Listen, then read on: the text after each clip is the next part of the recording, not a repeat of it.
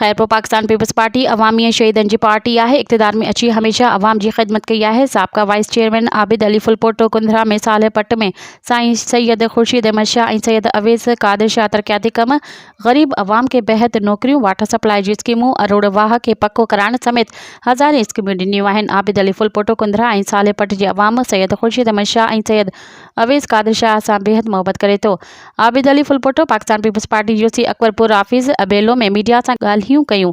इन मौके ते पाकिस्तान पीपल्स पार्टी के सरगर्म कारकुन मोहम्मद अजीम फुलपोटो, सियासी समाजी अगवान गुलाम असगर गुनियो, सईद अली फुलपोटो और ॿिया मौजूद हुआ। मज़ीद ख़बरन और तफ़सीलात लाइ विज़िट कयो असांजी वेबसाइट www.awamiNewsHD.com ऐं ॾिसंदा रहो अवामी न्यूज़ HD।